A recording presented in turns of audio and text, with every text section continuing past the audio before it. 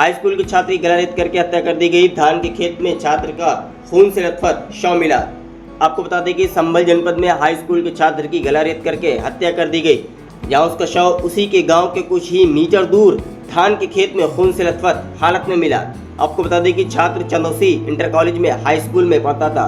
खून से लथपथ शव मिलने की सूचना पर एसपी कृष्ण कुमार बिश्नोई साथ ही फॉरेंसिक टीम ने मौके पर पहुंच करके साक्ष्य एकत्र किए हैं। मृतक छात्र की बहन ने गांव के ही युवक पर हत्या करने का आरोप लगाया है। फिलहाल पुलिस ने शव को कब्जे में लेकर के पोस्टमार्टम के लिए भेज दिया है और जांच टीमें गठित कर दी गई हैं। वहीं एसपी कृष्ण बिश्नोई ने बताया कि मामला क्लोज सर्कल फ्रेंड का प्रतीत हो रहा है। जांच के लिए टीमें गठित कर दी गई हैं, जल्दी खुलासा किया जाएगा। जनपद संभल के थाना चंदौसी चेक में सुबह 9:30 बजे के आसपास PRV 112 को कॉल गया। ये एक व्यक्ति सुमित है जो 16 वर्ष का है, उसकी डेड बॉडी यहाँ पे पड़ी है। उसकी सूचना मिलने पर तुरंत SHO CO साहब और एडिशन साहब मौके पे आए और फॉरेंसिक यूनिट्स को भी बुलाया और उसके साथ साथ सर्विलांस टीम्स को भी बुलाया और सबको कब्जे में लेके मुख्य कार्रवाई वो की जा रही है। प्रथम दृष्टया ये इनके जो आसपास के इनके जो क्लोज फ्रेंड है उसी सर्कल में से किसी व्यक्ति करना है, लेकिन कोई भी सारी पॉसिबिलिटीज है उनको हम एक्सप्लोर कर रहे हैं, कोई भी रूल आउट नहीं कर रहे हैं और इसमें 4 टीमें हैं वो लगाई गई है। जल्द ही इसका खुलासा किया सर। जिस तरह से हत्या की गई उसमें क्या लग रहा है आपको? जल्द ही इसका खुलासा किया जाए।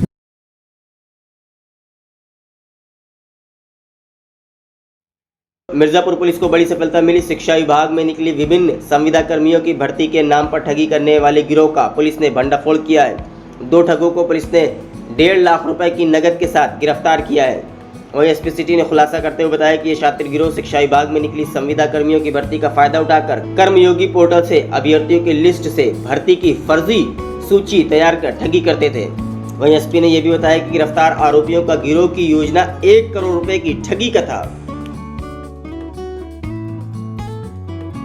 ये मिर्ज़ापुर में शिक्षा विभाग की भर्तियां होनी थी संविदा पे, उसमें जो बच्चों ने अप्लाई किया था उन लोगों से फर्जी उनकी नौकरियों की उम्मीद तोड़ के पैसा ठगने वाला ये गिरोह हमने पकड़ा है। इसके 2 अभियुक्त हमारे द्वारा गिरफ्तार किए गए। ये सरकार पे और विभाग पे गलत ढंग से करा के उनकी छवि को आरोपित कर रहे थे।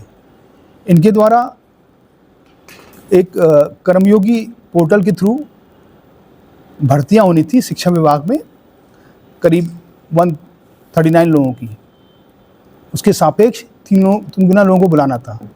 तो जिस प्राइवेट कंपनी को ये ठेका मिला था उसके मालिक से इन्होंने साठगांठ करके और उसके द्वारा ये सूची आउट करके ये जिन लोगों को बुलाना था उनसे पैसे की ठगी कर रहे थे। एक व्यक्ति से करीब ये 60,000 रुपये ले रहे थे। इस तरीके से इनका प्लान था पूरा 1 करोड़ रुपए तक का पैसा लोगों से ऐंठना। तो पुलिस द्वारा इनको गिरफ्तार किया गया है।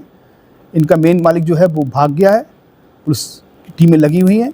इसमें सारे साक्ष्य हमने संकलित करते हैं और शिक्षा विभाग के उच्च अधिकारियों को भी इसमें सूचना दी जा रही है कि आगे इसमें अग्रिम विधिक कार्रवाई की जाए। अभी तक कितना पैसों की वसूली कर चुके थे?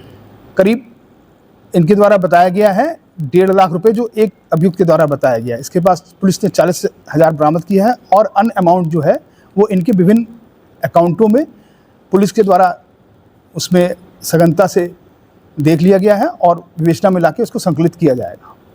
लगभग कितने पैसे का मामला है? ये लगभग मैंने बताया कि ये 1 करोड़ के आसपास के मामला है। इसमें और भी आरोपी पकड़े जाने हैं? बिल्कुल।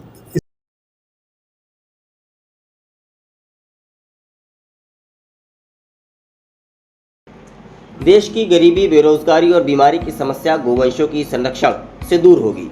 गौ सेवा आयोग के अध्यक्ष ने समीक्षा बैठक से पहले पत्रकारों से बात करते हुए कहा कि 1 अप्रैल 2025 को प्रधानमंत्री ने गौ आधारित प्राकृतिक खेती को नेशनल मिशन बनाया है। हमें देसी गायों को संरक्षित करने की जरूरत है। प्रदेश के किसानों को गाय को गोबर और मूत्र पर आधारित प्राकृतिक खेती को अपनाना होगा, जिससे न केवल गोवंशों की सुरक्षा होगी बल्कि उपज भी स्वास्थ्य सुधारक होगी। विंध्याचल क्षेत्र स्थित अष्टभुजा डाक बंगले में पत्रकारों से बात करते हुए अध्यक्ष ने कहा कि मुख्यमंत्री निराश्रित गोवंश सहभागिता योजना एक बहुत ही जन उपयोगी योजना है, जिसका लाभ किसान भाइयों और सहायता समूहों को मिलेगा।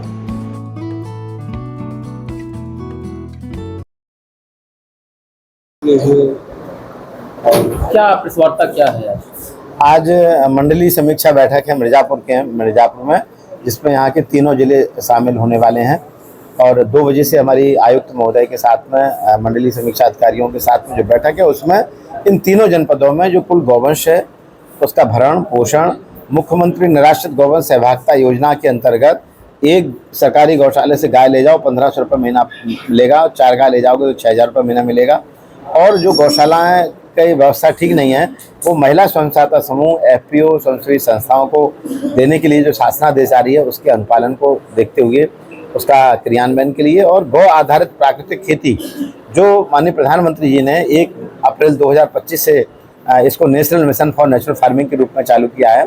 इस योजना के अंतर्गत गौ आधारित प्राकृतिक खेती में जीवामृत, बीजामृत, घनजीवामृत, गौमूत्र का कलेक्शन, गोबर गैस संयंत्र, इन सब के माध्यम से हमको खेती का वो तरीका अपनाना है जिसमें हमें केमिकल नहीं डालना पड़ेगा। और जब केमिकल फ्री फार्मिंग होगी तो आज जो केमिकल के कारण बीमारियां बढ़ रही हैं उन बीमारियों पर रोक लगेगी, अस्पतालों पर खर्चा कम होगा, केमिकल पर खर्चा कम होगा और उसकी आवश्यकता बन जाएगी हर किसान के खूंटे पर कम से कम 1 गाय। और आज उत्तर प्रदेश की जो आबादी है 25 करोड़, जिसमें लगभग 2 करोड़ 86 लाख किसानों के खातों में किसान सम्मान निधि जाती है, जबकि देसी गौवंश की संख्या मात्र 1 करोड़ 90 लाख है। यदि हर किसान 1 गाय पाले तो आज उत्तर प्रदेश में 1 करोड़ 10 लाख गौवंश की आवश्यकता होगी।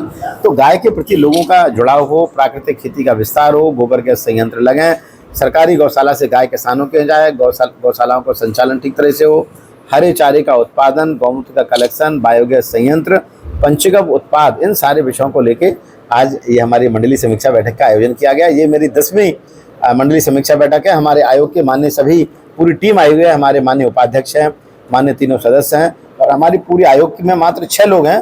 पूरी टीम के साथ में हम लोग उत्तर प्रदेश में माननीय मुख्यमंत्री के निर्देशानुसार और माननीय पशुपालन मंत्री माननीय धर्मपाल जी के मार्गदर्शन में हम लोग गौवंश के संरक्षण, संवर्धन, उनके रखरखाव और गौवंश के माध्यम से उत्तर प्रदेश में 1 ट्रिलियन इकोनॉमी जो खड़ी करने का माननीय मुख्यमंत्री जी का लक्ष्य है। इसमें गौवंश का बहुत बड़ा रोल है, किसानों का बहुत बड़ा रोल है, गौ आधारित प्राकृतिक खेती का बहुत बड़ा रोल है और गरीबी, बीमारी, बेरोजगारी जो बढ़ रही है उसकी समस्या का समाधान भी इसी काम में निहित है। हम लोग इसी काम के लिए आए हुए हैं। गाय लेने की प्रक्रिया गौशाला से कैसे, मतलब क्या करना पड़ेगा? बहुत सरल प्रक्रिया है। एक फार्म रहता है, उसमें एक फोटो लगाना है, बैंक अकाउंट नंबर देना है और उस फार्म को भर के गाँव के सेक्रेटरी को दे देना है। गांव के सेक्रेटरी के माध्यम से BDO के पास जाएगा, BDO के माध्यम से DM के पास चला जाएगा और उस पर दस्तखत हो गया जाएगा और वो उनको जो है जो गौशाला में जो अच्छी गाय उनको दिख रही है वो गाय उनको दे दी जाएगी। उसमें सेक्रेटरी की उपस्थिति उसमें अनिवार्य है। सेक्रेटरी को संज्ञान में रहे कि हमारे क्षेत्र में किन किन किसानों को, किन किन महिलाओं को, किन किन महिला स्वयं सहायता समूह के सदस्यों को गाय जा रही है, क्योंकि उनके खाते में फिर वो 1500 रुपये महीना 1 गाय पर आएगा और 4 गाय ले जाएंगे तो 6000 रुपये महीना आएगा। दुर्घटनाग्रस्त गायों को तत्काल सुविधा मिले, उनका इलाज हो, क्या किया गया है? देखिए, आज हम लोग इस विषय पर चर्चा करने वाले हैं। जो 4 लेन से जुड़े हुए, रोड से जुड़े हुए एरिया हैं जहाँ पर गाय रोड पर आके बैठ जाती हैं बरसात के कारण, और बरसात में इस तरह की घटनाएं ज़्यादा हो रही हैं, तो उनमें गौवंश यदि कोई बीमार होता है या एक्सीडेंट हो जाती है तो उसके इलाज के लिए तुरंत जो है जो सरकार के पास में जो गाड़ी की वाहन की व्यवस्था है 1962 पर उसको कॉल करना है और वो गौवंश जो है वहाँ से अस्पताल पहुँचाना। और यदि कोई दुर्घटना बस कोई गाय खत्म हो गई तो उसको 5 फुट गहरा गड्ढा खोद के उसको उस गौवंश को समाधि देने के लिए आज हम सबसे अधिकारियों के साथ बात करने वाले हैं। मिर्जापुर में गौ तस्करी रोकने के क्या उपाय किए जा रहे हैं? माननीय मुख्यमंत्री जी इस विषय को लेकर बहुत ही चिंतित हैं। आज हम लोग समीक्षा बैठक में इस बात को लेकर कि मिर्जापुर से या ये जो पूर्वांचल का क्षेत्र है, तीनों जनपद में जो गौवंश की तस्करी यदि होती है, वैसे माननीय मुख्यमंत्री पहले क्या था कि गौवंश को देख के कसाई को देख के गौवंश पहले कांपता था। आज उत्तर प्रदेश में स्थिति बन गई है, गाय को देख के कसाई कांपता है। लेकिन इन सारी चीज़ों को लेते हुए फिर भी कहीं को इक्का दुक्का यदि कोई घटना घट रही है तो आज उस पर समीक्षा बैठक होने वाली है, पुलिस के अधिकारी आने वाले हैं। सबसे ज्यादा